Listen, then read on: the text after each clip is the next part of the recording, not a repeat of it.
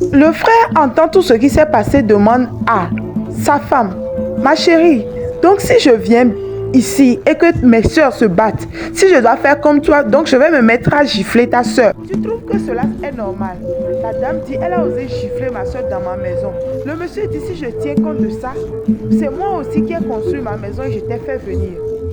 Si tout cela doit se passer ainsi, je préfère qu'elle parte au village.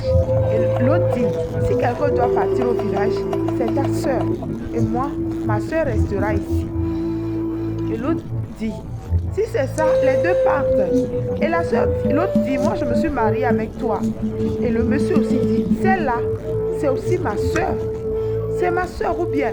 Donc si tu te décides à ce que quelqu'un parte ici, je préfère que ce soit les deux. Et le problème est réglé. On les ramène tous au village ou bien. Et l'autre dit, moi je ne veux pas rentrer au village. Et l'autre dit, si tu sais que tu ne veux pas rentrer au village, tu sais ce que tu as à faire. Présenter tes excuses. Elle ne voulait pas.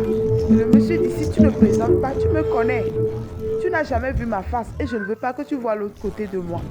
Finalement, elle présente ses excuses et l'autre aussi présente ses excuses. Et là, l'autre dit, elle doit me présenter les excuses aussi parce qu'elle m'a giflé.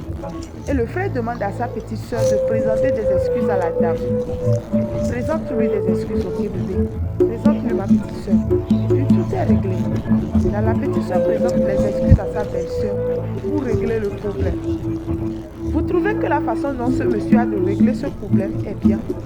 Parce que lorsqu'il a demandé à qui était le tour de la lessive, il a remarqué que c'était la fille en perruque. Et elle dit qu'elle travaillait.